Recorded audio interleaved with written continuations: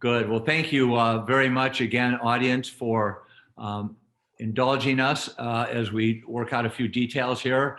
We will certainly give you all the time you need to ask questions, and we'll start our clock ticking now. And then we'll end at 7:09. I'm Max Mcgee. I'm the president of Hazard Young & Associates, and it is truly a pleasure to work with the school district, with the board leadership, and working with them and for them to find the next superintendent. I've been in education going back to 1969 and been everything from a substitute teacher to state superintendent, but right now this is the most important job I have. And very honored to work with a great colleague, Dallas Strawn. Dallas.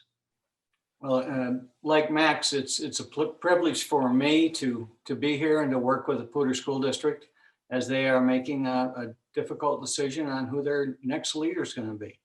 I've been in education 51 years, and I've been a high school teacher in the Detroit area, and then I was an assistant principal high school principal in Colorado, superintendent for a number of years, curriculum director, and I worked for the University of Colorado for 15 years. And I love education, and I love working with school districts and helping them whenever I can. So it's again a pleasure to be here and a great time working with the Poudre Board of Education. Great, thank you, Dallas. We'll take just a moment or two to get a chance to see all three candidates. Brian Kingsley will be our first candidate, and this feedback form we will put up again at the end of the session on screen and in the chat box so that you can provide any feedback that you'd like to give the board. Tonight, we are only going to use the Q&A icon.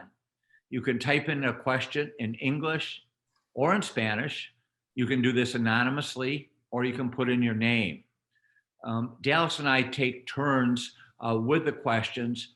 The longer questions I copy and paste onto a slide.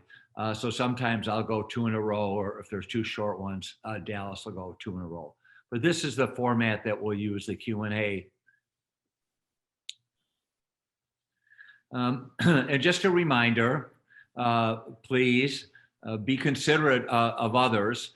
I know sometimes emotions run high in these meetings, but we want to be considerate of others. And please do not campaign for or against one of our three candidates. We haven't had that experience in Poudre yet. We have had that in other districts. And finally, and most importantly, participate. We want to hear what you have to ask and what the candidates have to answer. And so, and that will happen to the extent that you ask really good questions. Our first candidate this evening is Brian Kingsley, Chief Academic Officer of Charlotte-Mecklenburg Schools in North Carolina, one of the largest districts in the country. But you've heard enough from me, and we're going to turn this over to Brian right now. And as Brian starts, we have asked him and all the candidates to respond to this. Please take a few minutes to share your story and tell us, 1, why you want this position, 2, what excites you about the opportunity, and 3, what makes you the right fit. So with that, Brian, I'm going to put you on the screen, and it's all yours. Max and Dallas, thank you, and President Fev and the rest of the board. I just want to thank you for this incredible opportunity to be a finalist for the prestigious Poudre School District to be your superintendent. I'm just incredibly honored. And Ali and Valentina providing access to my story as well as the various questions that I'll receive tonight is incredibly important. And I want to thank both of you for working together with me this evening. Members of the community, it's a Friday evening and a holiday weekend, and you're here wanting to get a chance to learn a little bit about what your next superintendent might be like. That's pretty significant in the midst of a global pandemic, in the midst of everything that's going on. It's a true testament to your thoughtfulness and the importance of the decision that is ahead. So please know I don't take that lightly, and I'm incredibly honored to be able to be with you here tonight. The second thing that I'll share with you is that I'm a package deal. I don't come alone. I have a wonderful wife, Marilyn, who's also a teacher, and we have 2 boys. And we're all incredibly excited about the potential opportunity to move to Northern Colorado and be a part of the great school system. And we wouldn't just be a part of the system and the community as leaders and or neighbors, but we would also be proud parents of a school-age child in Poudre School District next year, given the opportunity. And we think that's incredibly significant. You know, all of the people that I've met in preparation for being here this evening, there's been a lot of consistency around the thoughtful, futuristic, innovative, it's almost a youthful entrepreneurial spirit that exists in PSD. Paired with the quality of life and our family loving to spend incredible time outdoors, we see it as a fit for all of us. But I would also like to be honest with you that that humane spirit also reminds me very much of where I grew up in Scranton, Pennsylvania. That enthusiasm and passion that exists in the Fort Collins metropolitan community that was instilled upon me by my grandfather. There was a time when my grandfather and I spent some time early on, many, many years ago. He took me to my very first high school football game. And this story is significant because I remember that night, because I didn't watch a lick of football, I couldn't take my eyes off my grandfather. And the reason why is because everybody in that stadium, the moment we walked in, was assertively trying to find ways for a quick handshake and a social exchange. And I realized at a really young age that my grandfather had power. And it was all rooted in his ability to offer mentorship, a few laughs, and respect, no matter who you were, as long as you were willing to provide the same in return. And my grandfather was the head custodian of West Scranton High School in Pennsylvania. And for most of my life, I thought he was the principal. His charisma wasn't reserved just for family, paired with hard work. And with my grandmother, it's how he learned to navigate the world. And he taught me that the first door to opportunity was getting a great public education. La educación es la llave al mundo y lo que más importa en el mundo son las personas, no el tamaño de la familia, no el distrito, pero cómo nos tratamos unos a otros, cómo nos escuchamos, cómo nos I got into public education. It's changed the trajectory of my life. And for the last 23 years, I've been trying to pay that forward to ensure all of the children that I serve have an equal, if not superior experience that I have. And I believe that's what you're looking for. My track record of success currently is taking place in the Charlotte-Mecklenburg schools in North Carolina. I am the chief academic officer of the 18th largest school system in America. As a senior executive leader, I am responsible for a budget valued at over $250 million, responsible for improving all things instruction across 175 schools that are encompassed with an amazing 8,000 teachers and 149,000 students. And over the past 3 years in Charlotte, as well as across 2 even larger school systems in Fort Lauderdale, Florida, and in Raleigh, North Carolina, I've led successfully broad, large-scale change efforts that have all led to improved student achievement and more equitable instruction. What that means is more students graduating, more students achieving diplomas and having options in their hands. 2 of the 3 districts achieving that at the highest rate in district's history. Unlocking the keys and the opportunities to advance coursework for thousands of additional students to have access to our most complex classwork, knowing that in most instances, that's a predetermining factor in whether children are successful and persist in college. I've been renewing my focus and working in partnership with the community and teachers to make sure that we're teaching students how to read, knowing that that is a gateway to accessing college and career pathways. And I've done all of that work in partnership in prioritizing working with the community and prioritizing parental engagement, not just at the district level, but at the school level, to ensure that every school is reaching out and connecting with parents in a meaningful way to know how to ensure that they can help children at home. I believe that my track record of success is what will allow me to hit the ground running, but I also know that I can't be successful in PSD without doing the work in partnership with you. All of the conditions are currently in your school system to be the highest performing district in America. You have invested parents. You have incredible children. We have a talented workforce. We have one of the greatest research institutions in our backyard, surrounded by philanthropies, business, and nonprofit sector who want to make a difference and engage with our next superintendent in a meaningful way. I have a track record of doing that, and my family and I can't wait to the potential opportunity to do that with you long term. And we're so incredibly excited to be boots on the ground on Sunday evening in Fort Collins, and we're really, really honored to be a part of this process. And I'm looking forward to telling you more about myself through the rest of the hour. And I'm anxious to also learn a little bit more about you through the types of questions that you ask me. So thank you for having me this evening. I look forward to engaging with you in a thoughtful conversation. Great. Thank you, Brian. And I want to remind participants to put questions in the Q&A box. We have one now that we will put up on the screen to share.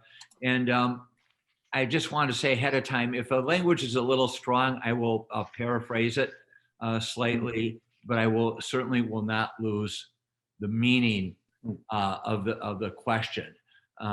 So I did change the wording here to did not seek out teacher voice. But here's the question, Brian, and I'm going to read these because we do have participants on the phone. We love our teachers in Poudre. The former superintendent did not seek out teacher voice.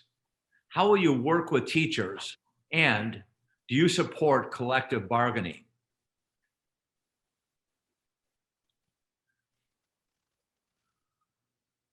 Thank you for the question. I'm going to answer the second question first, because I think collective bargaining is incredibly important.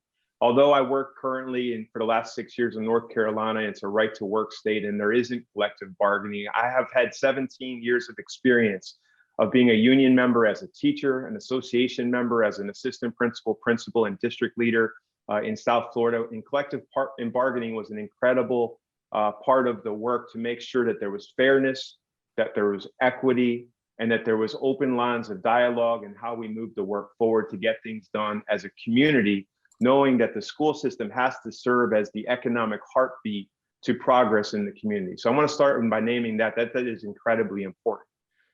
The association for our teachers will be at the table in our decision-making process, but their voice is one component and not always necessarily representing all 2,000 plus teachers that are in our great school system. And so ensuring that I am in deep dialogue and being visible in our schools and connecting with our teachers in authentic and informal ways to get a chance to deeply understand their lived experience. Our challenge ahead is to make sure that we take the ambitious district ends that our board has graciously put forth and build together a plan forward on how to actually operationalize them. And that can't be done without the powerful workforce of our teachers being at the table to understand their lived experience. And what I've learned so far is in many instances, we believe that those district ends are right. But what I also believe is that the teachers in our school system are hungry for the resources and the learning strategies that are necessary to actually make that vision come to life. That's my track record of success. The work that I have led is really understanding what teachers need, what they're doing, spending their time, and how do we collectively build a shared learning strategy forward where we're doing this together. And I'm very confident that I will have an opportunity to do that with success in partnership with the teachers and the students in PSD.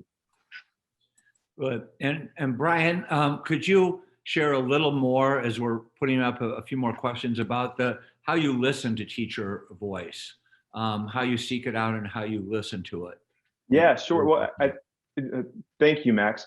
Well, one of the most important pieces I would share is getting into the schools and listening to them in their context, which is their classrooms, to really understand what it is that's happening in the school. Both in my last two school systems, I've had an opportunity to start off, and I will do this in PSD. But in PSD, because of the school size, I'll be in every single one of our schools within my first 100 days as your superintendency.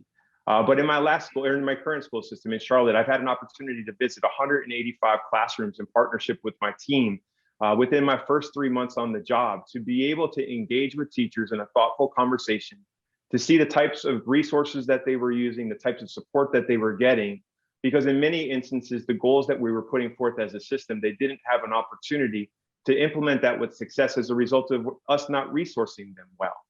A decade ago, just over a decade ago, across this country, we raised standards for students and we raised standards for teachers by changing their evaluation system.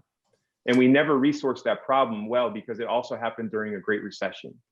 And so what I plan and propose to do is make sure that we have a teacher advisory group that reports directly to the superintendent, that is a representative sample of all the schools, so I can have an opportunity to stay connected on a recurring basis Also making sure that I'm staying connected with the association on a consistent basis, but also getting in the schools and validating all of those various feedback loops to build a pathway forward. You know, in Charlotte-Mecklenburg schools in Wake County, North Carolina, we wouldn't have been able to be successful with resourcing teachers and resourcing students and building a learned professional development strategy without teachers' voice being at the forefront of that, guiding us forward. It's changed our entire district theory of action based upon harnessing and elevating teacher voice and giving them a platform. And I look forward to being able to do that with you. Good, thank you.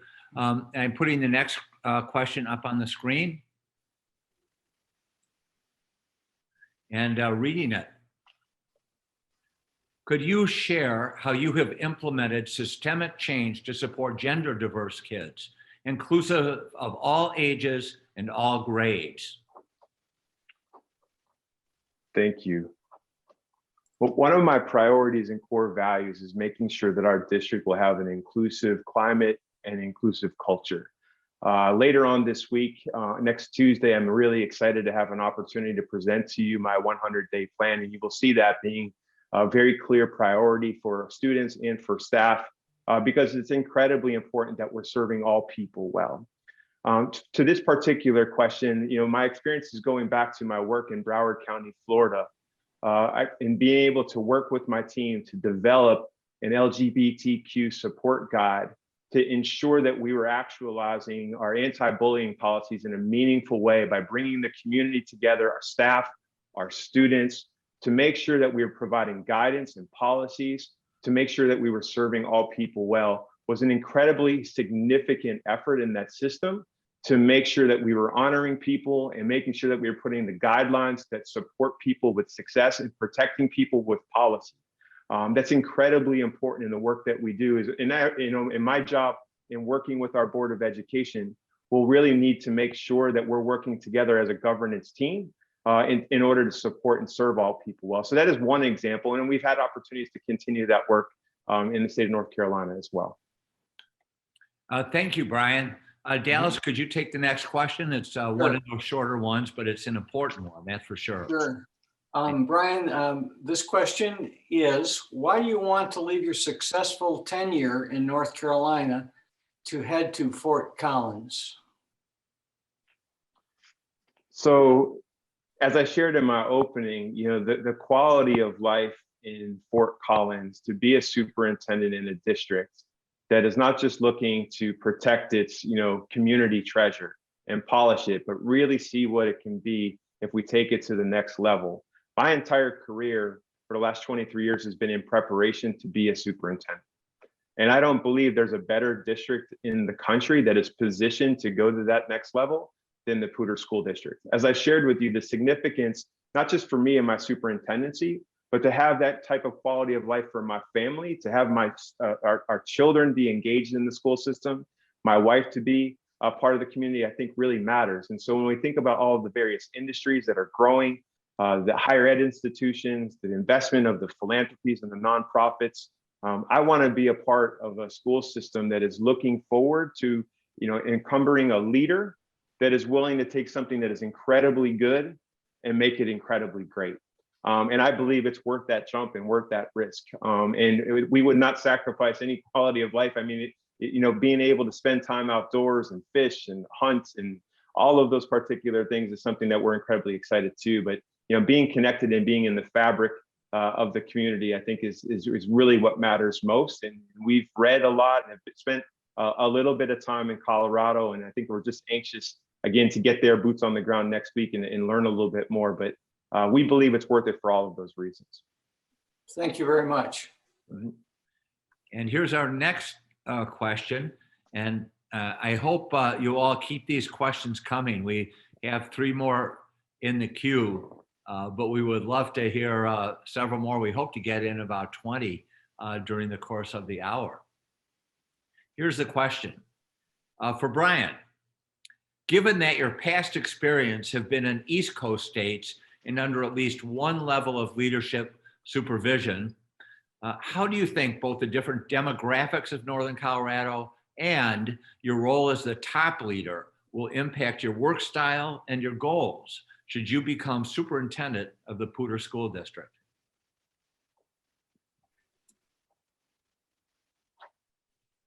Thank you for the question. You know, I see Northern Colorado as a growing community, as a community that is diversifying, that is eager and hungry to take its community to continue to be progressive. It's highly educated, it's highly informed, and it clearly understands the relationship between strong schools and a strong community. And that in the opportunities that I've served along the East Coast, whether it's North Carolina or Florida, and growing up in Pennsylvania, you know, I believe people want to be a part of success. I do believe that my track record of success in working in diverse communities and working in communities like Raleigh that is surrounded by research institutions like UNC and North Carolina State and Duke University, and making sure that as we were experiencing growth there in various industries that are similar in some instances to what you're experiencing in North Carolina around high tech and aviation, and you know, just not necessarily always the outdoor stuff, but you know, I think those successes of working in partnership with the industries and with the universities to create internship opportunities, to redesign school and be more flexible has always served me well. In the Raleigh, North Carolina, Raleigh, North Carolina district, I've had an opportunity to start up 3 innovative high schools in partnership with universities and career technical opportunities in partnership with community colleges. Some in flexible environments where children are able to kind of go to school in various hours of the day, to make sure that we're being nimble and agile based upon the needs of the local context and the local community. I will share with you that before I come into the school system and lead, I'm going to need to listen. I'm going to need to spend time learning about the community, the local context. I'm not coming in with all the answers. And I want to pay a great deal of respect and honor to the work that's already going on. And my job is to celebrate that. But one of the reasons that I believe that I am currently a finalist is because I can also believe and bring a vision to the school system to take it to another level, but I can't do that without partnering with the people who are already there. And that's my track record of success, is doing work in partnership with diverse groups of stakeholders. And I do believe that that will translate well into Northern Colorado in the Poudre School District. Great. Thank you so much. We had a question, Dallas. I'm sorry, I just put it into the answered question too quickly. So I'm going to just read this one, and then I have a long one now. Then we'll get back to you. So here's the question: how do you and how will you center diversity, equity, and inclusion as an educational leader in the work that you do? This is from a PSD parent. How do you and how will you center diversity, equity, and inclusion as an educational leader in the work that you do?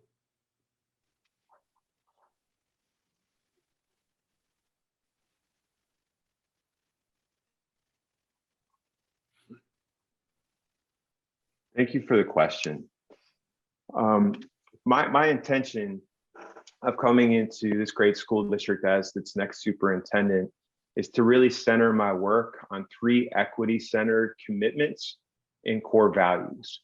First and foremost, it's on exemplary, visionary district leadership. Leadership needs to be a core strategy of the system, and it's not just held by the superintendent. We're all leaders in our roles. You've heard me talk about my grandfather, making sure that we engage people in meaningful ways and understand diverse lived experiences to ensure that our plan forward has everybody's voice being a part of it. Leadership matters in how we engage and have a customer service attitude and begin to build trust, especially with the most marginalized members of our community and those who are traditionally underrepresented, will be an absolute top priority for my administration. Second to that is building an inclusive climate and culture is going to be something that we will need to work through together and make sure that we're doing that in partnership with the community. We need to, in my opinion, build a collective learning strategy around how we build trust. Now, I know through a Zoom call tonight, I'm not going to earn your trust. It's going to be built on experiences over time, where how I show up and the work that we accomplish together begins to matter. But making sure that it's not just about diversity, but really, because I see diversity as a means of sometimes counting people and checking boxes. We know as a system and a community, we have to go further than that to make sure people feel counted. Equity matters. The work that I'm building as a chief academic officer through building an inclusive leadership is making sure that all children have access to great teaching. As I shared with you earlier, one of the first things I've done in my work is go and visit schools and get a sense of what people need to do their job. On average, what I have found in my 2 districts and serving in North Carolina, in visiting various districts, is that 1 out of every 4 classrooms was actually teaching at the level of the standard that kids need to be successful. I share that data and statistic not to indict the teachers in my school system, because it wasn't their fault. They weren't resourced to do the things that we have been asked them to do. That's been unfair to students and unfair to teachers, and that plays out disproportionately worse for people who don't necessarily have the resources in their homes or in their community. And we need to make sure that we're taking an asset-based approach to doing this work, but great teaching as a priority is going to be incredibly important. So my 3 priorities, again, is having visionary leadership, making sure that we have an inclusive district culture and climate, but also making sure that we have the instructional excellence that's necessary to do the work. It's incredibly important that my administration and the people that we hire are representative of the diversity of our school system, that we work in partnership, but it's going to need to be really making sure that we're getting out to understand the lived experiences and learning how to identify where inequities exist in our system, begin to disrupt them by understanding them first and working in partnership to see what policies and processes and practices may not be serving all people well. I have a track record of success of doing that in terms of working in partnership with people. I've been on a journey personally around learning around my own biases, my own power, and my own privilege. And I'm going to model this type of work with our team and with the district and with the community, with a humble heart and with an empathetic lens to make sure that we do this work together. So I appreciate that question. It's a very important one. Good. Thank you, Brian. Here's a question, and then Dallas, after this one, would you go down to that one on school choice? Sure. Oh, good. So here's this question. It sounds like you have managed much larger budgets than you will find in the Poudre School District. Please share how or if you have handled district-wide budget cuts as our district has endured over the past several years. Which programs, positions, services would you prioritize or eliminate as a result of budget limitations? Thank you kindly. Thank you for the question.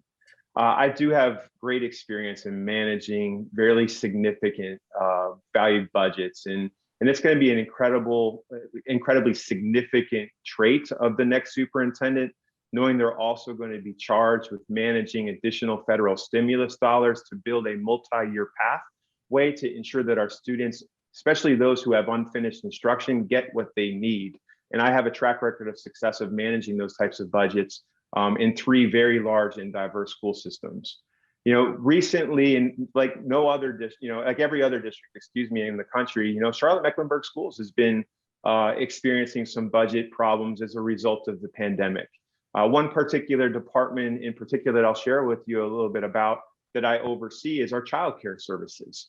We are the largest childcare provider in Charlotte, North Carolina. Traditionally, in typical years, prior to the pandemic, we provide services to 8,000 students before school and after school, and have a 5-star rated program that we're incredibly proud of. But this year, as a result of the pandemic and many families choosing to keep their children at home in a remote learning option, and many families working from home and not necessarily needing to rely upon childcare services in the way they've had prior, we had the infrastructure and the staff for 8,000 students, but only had 900 students actually attending our programs. And we began to kind of have very difficult conversations with our staff around the sustainability of these programs under these particular conditions. 2 months ago, I had to make a very difficult presentation to our Board of Education to recommend actually temporarily closing almost 70 of our sites, which would have impacted about 214 of our valued staff members. I share that with you because this is really serious stuff. You have people's lives on the line when you're dealing with budget implications. And the approach that I took was we wanted to make sure that we continue to provide essential services to families, but we also tried to figure out if we knew that we had 200 families or 200 of our staff members that were going to be impacted, what other opportunities can we think of to make sure that they continue to have employment opportunities in our school system? We've achieved by getting grants to bring on 80 of them as literacy tutors at the same salary, and some of them actually got a raise. Some of them became bus drivers. Some of them became substitute teachers. And we also began to work with families to increase our enrollment as the pandemic conditions continued to improve, where I'm actually really proud to say that within 6 weeks, we've been able to increase our enrollment enough where I had an opportunity just a week and a half ago to go back to our Board of Education that we figured out a way to keep everybody employed. Budget conflicts and budget scenarios are incredibly difficult. What I can promise you is I'm going to lead with transparency. Everything isn't always going to be good, but I'm going to continue to commit to leading with our district priorities, making sure that we're leading a district that in fiscally sound manners. But we're going to do everything that we can to protect students and protect families and employees from being impacted by that. I also think a part of my work that is significant in this particular space is identifying current inefficiencies that may exist in the district and strategically sunsetting them so you can begin to put more health and more money back into the classroom. Just in Charlotte-Mecklenburg schools alone in the last 3 years, I have identified under my leadership in partnership with schools and listening to teacher voice, various investments and programs that were out into the field that had been launched over time that simply weren't serving kids well. That was $12 million in investments that we've actually were able to walk away from because teachers didn't like them, they weren't using them, they weren't research-based, and our students were not showing improvements as a result of them. And we had an opportunity to redirect them to things that teachers needed and deserved. My track record of doing those things also protects people. When you're making sure that your investments are healthy and that they're wise and they're doing right and they're educationally sound, they're doing right by everybody involved, I think that is what matters too. Now, to answer your last question, I'm going to be honest with you. I don't know what that looks like yet in PSD. It's important for me to come in and to learn and to listen based upon the local context to see what's working well, what's not, and then to build a plan together. But it's going to be important that I connect with you to better understand those lived experiences. And you'll see a lot of me in my first 100 days doing just that. Thank you, Brian. We have just 27 minutes left and 9 questions. So, and we want to give you a little time at the end. So Dallas, could you read this one and then the following one after this on the one on choice and then the one on COVID? And I'll put I'll put a few in the shared while you're doing that. Sure. Brian, what are your thoughts on school choice? I think every school has to be a great school. I don't have any issues with choice. I want every school in every neighborhood, in every community to be the best school that it can be, and what it needs to be is an exemplary school. Parents want choice. Choice is here to stay. I'm not going to fight whether it's a good thing or a bad thing. I want choice. I don't think that there's anything wrong with that, but we have an obligation to ensure that not just some of our schools are exemplary, but to be all of our schools need to be that. We cannot be a district of schools. We need to be a school district. And so that's my stance and philosophy on that. Okay, great. Next question, Brian. What have you learned about education in view of COVID response? How does remote/hybrid learning hurt education moving forward or help education moving forward?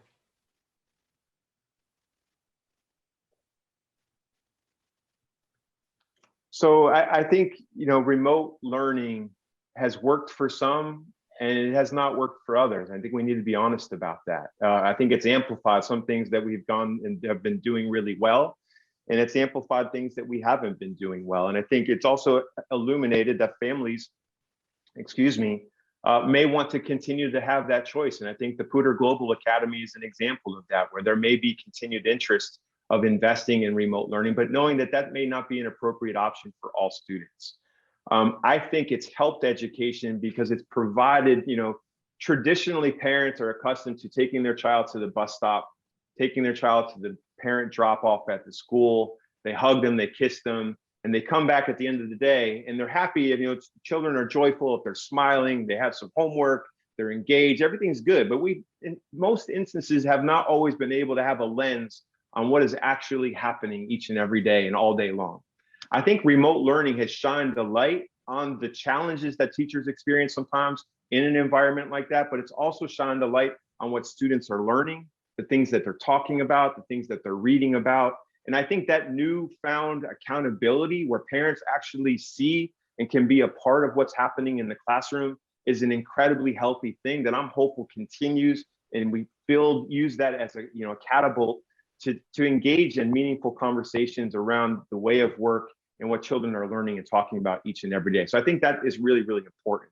How I think it may have hurt public education is, in some instances, students may not have been engaged. We have students that have not yet been able to show mastery around really key topics that are essential for them to learn to be able to be prosperous in the future grade levels. We together are going to need to build a multi-year recovery effort that is going to make sure that students have unfinished instruction opportunities, not just during the school day, but on the bookends of the day. We cannot replace core instruction with additional remedial supports. We're going to need to make sure that we have additional mental health supports available across our districts and across the community. And we're going to need to make sure that we're financially positioning ourselves together to ensure that those types of supports are sustainable.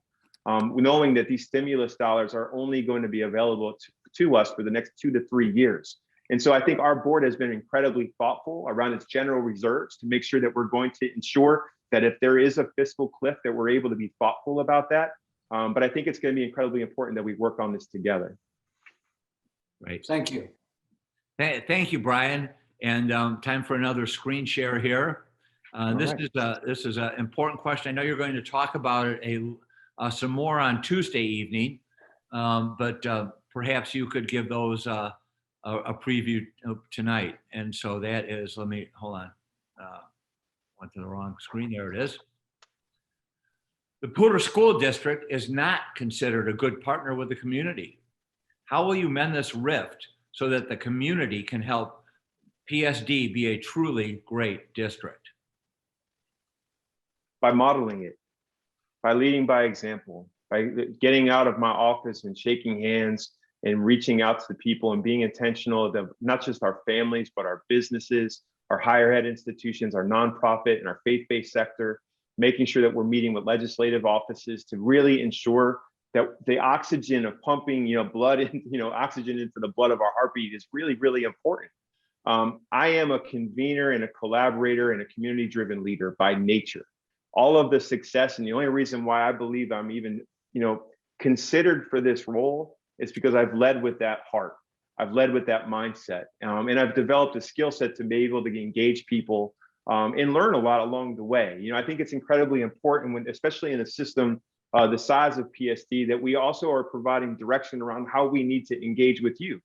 There are many people, there are so many different organizations. I think in Fort Collins alone, there are 8,000 businesses. So really making sure that we're building structures and protocols. In Charlotte-Mecklenburg schools, I have a business convening and a nonprofit convening every 2 weeks on Monday afternoon.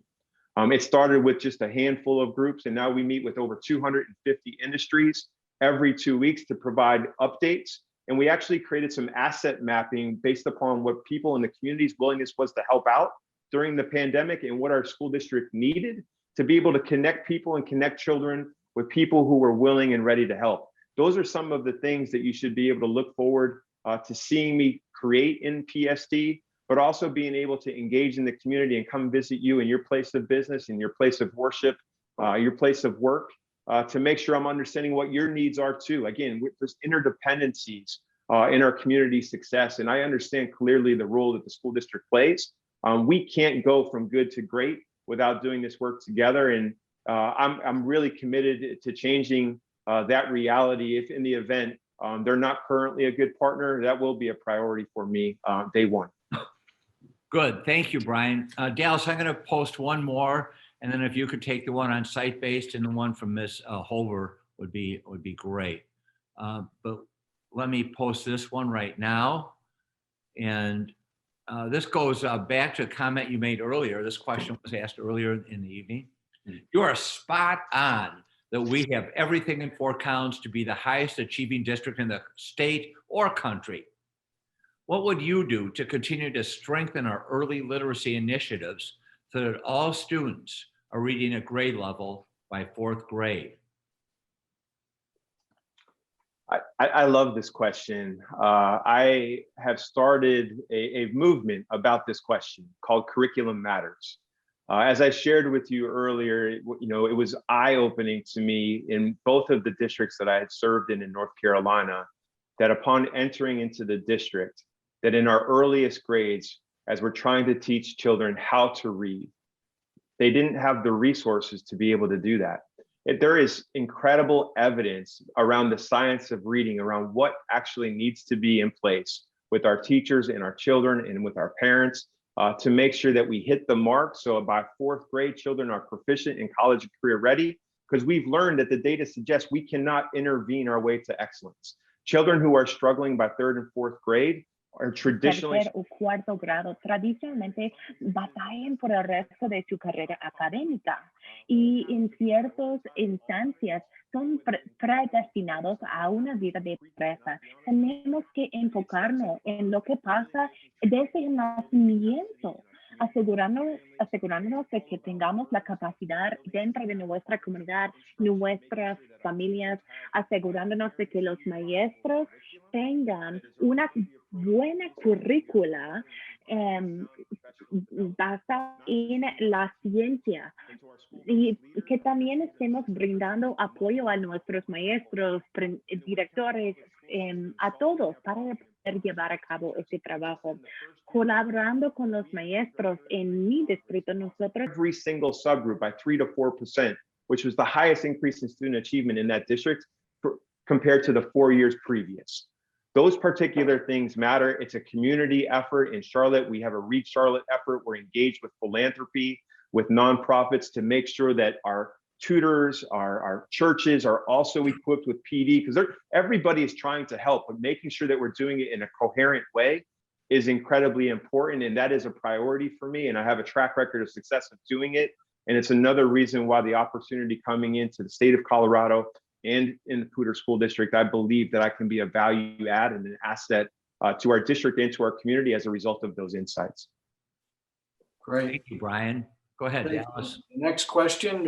Poudre has been a site-based decision-making district for years. How do you propose to balance district initiatives with school autonomy? So it's highly evident in me, in my own research and reading the profile, that there's some inertia that exists around this problem of practice that I think is very real and not surprising. And I think a lot of times school autonomy is rooted in what happened across our country 11 years ago when districts couldn't resource the problems. They had to push those problems to the schoolhouse. And I don't necessarily believe that autonomy is bad. But I do believe that autonomy needs to be bounded by our goals, a district strategic plan, and a school-specific improvement plan. It's incredibly important, if we are a $330 million enterprise, that what we invest in gets used and gets used deeply. And so it's, as I shared with you earlier, making sure that we are a school district and district of schools is an incredible priority. And I look forward to partnering with our board to set a clear direction and a pathway forward on how to do that. But it has to be rooted in the lived experiences of the people who are serving in our schools. I don't know how that translates yet to PSD, but understanding what our teachers need, what our principals need in order to actualize our district ends is going to be an incredibly important process for us to build a strategy, as well as doing it in partnership with our various associations to do that work moving forward. I have a track record, as I shared, of success in doing that. In Charlotte-Mecklenburg schools 3 years ago, we changed our district theory of action from one that was rooted in freedom and flexibility to one that still encompasses a lot of discretionary spaces for teachers and principals. I want to make sure that any of our educators who are listening, teaching is an artistry. My goal as your next superintendent is not to turn our educators and the spirit of our work into a robotic exercise. It needs to be rooted in the local context, but we have to do it in a coherent way where we're actually moving on a parallel track forward together and making progress. And we can do that together. So it needs to be bounded by our district goals and a district strategic plan that we will need to co-create over the next year. Good, thank you. Dallas, you want to ask Debbie's question? Sure. Brian, have you applied to other positions? And if so, are you a finalist in one of those positions? Thank you. The Poudre School District is the only district that I have applied for, that I'm in the running for. I have applied for other districts to become a superintendent. So I want to be transparent and honest about that with you. And my current superintendent in district is aware of that I've been an aspiring superintendent. But I am the only district that I am focused on, the only district that I am currently in the hunt and in the running for is PSD. And it is the district that my family and I want to desperately be a part of. And my greatest hope is that you want us to be a part of that community too. Right. Thank you, Brian. Mm-hmm. Brian, thank you. I will read this one. The Poudre School District recently made a supportive statement for Trans Day of Visibility. It's Transgender Day of Visibility. This post caused a lot of backlash. How do you feel about our district being in support of this? I support it, and I'm unapologetic about it. Our job is to support all kids and all identities. There are 30,000 students that walk through our front doors every single day. And if you're a parent listening, you are sending your most prized possessions into our care each and every day. And you want us to uphold that with honor, with trust, and with respect, and making sure that we are honoring people for who they are is incredibly important in terms of building an inclusive climate and culture. So I'm very much in support of it. And I applaud the school board and the district for taking that step. Great, thank you. Dallas, could you read Angela's question, please? Yes. What do you see as the top 3 to 5 biggest challenges when you start here in the Poudre School District? We have a unique district with diversity, not only in race, but SES, expansive locations, and interest in choice. Yeah, so in thinking about this, I agree with what was referenced already in the particular question itself, but I think all of these challenges are opportunities too, right? Learning around diversity, equity, and inclusion is an opportunity. It's not a challenge, in my opinion. And having the right and appropriate mindset and the values and beliefs around making sure that we go through this adaptive work together is going to be incredibly important. I know that people in some instances feel, change is really hard, but I don't think that, we fear change. We fear a sense of loss. And so building an inclusive pathway forward where all people can be successful, committing to that is incredibly important. A challenge that I think is a priority when I had an opportunity to read the profile, when I look at our children and our students' perception of our district, I think that is an opportunity for us to engage our children and elevate their voice in meaningful ways as a top priority. And listening to our students and how they are experiencing our district has to matter. And when I had an opportunity to kind of see what their percentage rates were across the various questions, in most cases, they rated the district the lowest. And so really making sure that we're prioritizing student voice and student agency. I have a track record of doing that in Broward County, Florida. I started in partnership with our district, the largest speech and debate initiative in the country, all as a means of not just creating an extracurricular opportunity or a course offering, but to ensure that we're elevating children's voice to be thoughtful and debative and inclusive in their words, and making sure that we're having learning strategies around to have these really difficult conversations that we're having this evening. So I think that's important. I've heard from our teachers and our students that they don't necessarily feel that the resources that are in their hands to actually operationalize the district ends. I think we're going to need to solve that if we're going to work together, and teacher voice and those types of decisions and doing it in partnership with them will be really, really important too.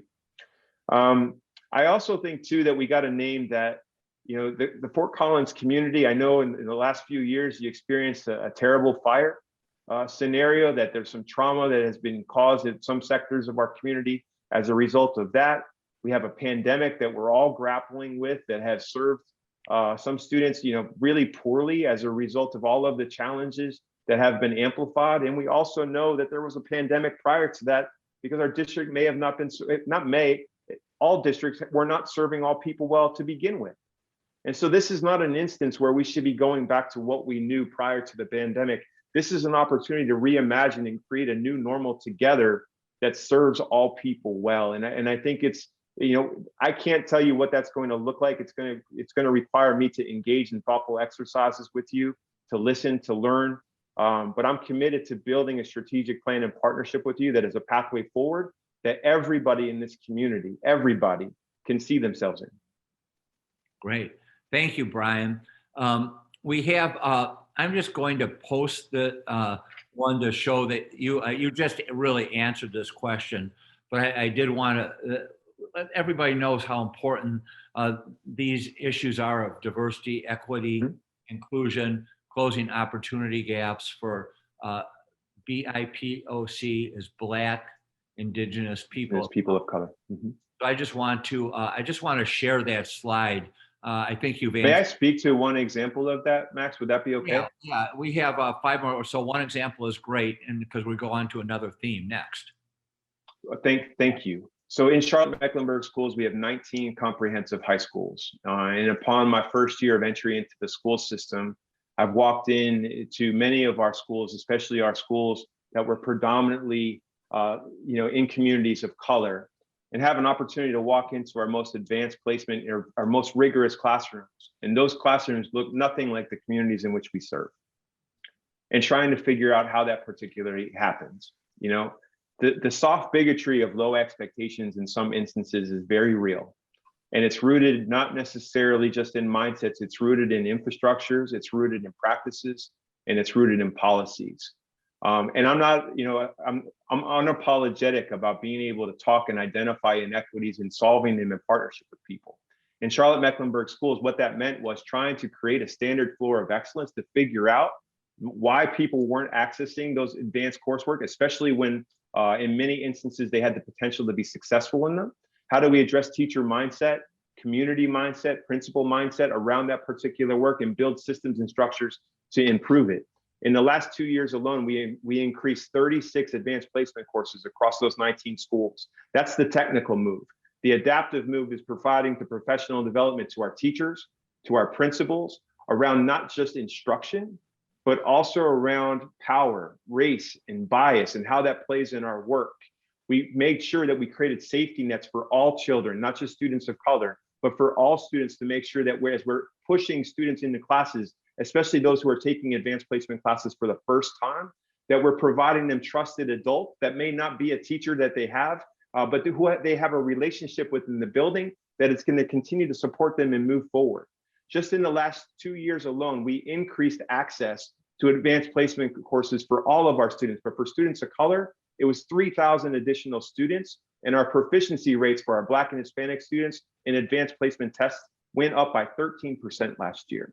So that all of this work is possible. We need to do it in partnership with each other. It's great. It requires courageous conversations, but it's one of the reasons why, as a servant leader, that I want to be a part of your school district, to begin to build that energy and enthusiasm around those possibilities with all of our community, but especially with an emphasis on serving our underrepresented community as well.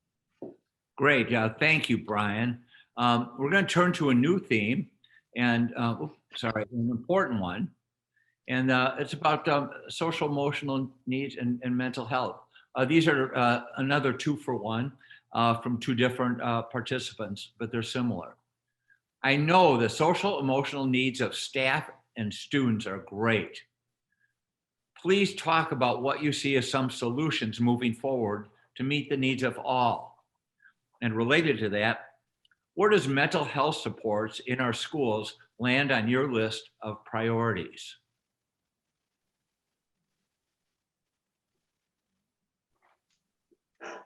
So thank you for this question. I think it's really important to start off that mental health supports and social emotional needs is not something that can just be owned by our school counselors. They're incredibly important, our psychologists, our social workers, our mental health experts. But this has to require us to think about everything we do with a social emotional mindset. Our way of work has to be rooted in how we engage people. We have to be prepared as a system to actually ask people how they're doing, and be prepared to respond when they answer and tell us the truth, and set them up with resources. But that's going to require a community effort. I think that's another value add of not just the school system, but this community, in terms of all the various resources that surround our school, our job, and we're going to need to partner with each other in new and meaningful ways to make sure that we're engaging all of the various assets that are available in our community to the students who need them most, now more than ever, as a result of the pandemic. But I believe social emotional learning lives in our literacy curriculum, it lives in our math curriculum, it lives in the arts, it lives in physical education. We need to make sure that we're not creating any hard pendulum shifts and hard pivots, moving away from some of the joyful factors that we know allow children to express themselves. But we're going to need to make sure that we have a mindset of seeing this in all things that we do and not see it as an isolated program. It is a top priority for me as a result of making sure that we give kids and our teachers as well, right? I mean, we're all living and serving and working in a pandemic. And so we need to make sure that we're there for each other and building supports around all of the things that I just shared with you. So it's very, very, very important. Great. Thank you, Brian. I think we just have time for one more question. We have 5 more queued up, but this again is a kind of a new theme, and we'll try to get to that. Sure. Some of these questions you answered last night as well, and those tapes are up, I think, on the website or will be shortly. So I won't repeat those. But here is a new one. Can you talk more about how you define and evaluate instructional excellence in any given school? Do you advocate specific learning approaches that you have found help accomplish success you have experienced in the districts you have worked with? And we just have a couple minutes for this and a couple minutes for you to close, Brian. Yeah, sure. So I can speak for days about this. I appreciate the question. It's been my core work for the majority of my career. I'm a believer that adult behaviors predict student outcomes. And I also believe that we can't lead with a hammer in our hands. In many instances, our teachers, our educators need to be supported, provided the curriculum, provided the professional development that is going to be required to take our children to new heights. I'm not sure if all of those instances, those systems are healthy across PSD, but my priority will be to make sure that they have what they need so we can prioritize on a subset of just a few core actions that should be present in every classroom because it's what's called for in our standards. We should have complex, robust text in the center of all of our classrooms. We should be making sure that we're asking students to grapple with text in new and meaningful ways to build their knowledge so they're making meaning of the world and making meaning of themselves, and teaching children to be critical readers so they can also be critical of society in a positive way of knowing that interrogation is a positive way of moving work forward and understanding and making meaning of the world. So that's going to be a priority. In mathematics, that plays out a little bit different. I'm going to share a little bit more about this next Tuesday. But I also think, you know, when I have an opportunity to meet with the board in the public session and share with you all my 100-day plan, but a top priority will be instructional excellence. And I will talk about key factors in terms of what that looks like in a classroom. And I'm really excited to go deep on that. But I think it's a great question. It's hard for me to answer in just a little bit of time, but I promise you there's more coming. Well, thank you so much, Brian. You have 1 minute. For any final words. We have a great number of participants. We have 62 Awesome. And attendees. And I'm sorry we didn't get to all the questions, but last night you got to 20, tonight you've gotten to 23. So there you go. That's great. That's great. Final word, please, in the last minute. Knowing that there are 62 people interested in listening to me speak tonight is a testament to your investment in what happens with your child every single day. And that is the greatest sign of respect that I can have as your next superintendent, that you're engaged in this process and want to be a part of it with me. Public education changed the trajectory of my life. And my job is to pay that forward and give children the same, if not better, experience that I had to move forward. And I've done that with empathy. I've done that by convening people. And I've also done it by developing the mindset of a strategist and the habits of a businessman. Operationalizing budgets valued at $250 million has taught me skill sets that I think will translate well into PSD as a result of the economic conditions that you are experiencing and what you're also trying to accomplish in terms of operationalizing the district end. So I couldn't be more excited to work in partnership with this board. I appreciate President Febb for being here tonight and joining us. And I'm anxious to hit the ground running and can't wait to get on an airplane Sunday and meet many of you in person, hopefully next week. So thank you. Thank you so much, Brian. And the two questions we didn't get to, I'll share those with the board, and maybe they'll ask them in the interview. Okay, great.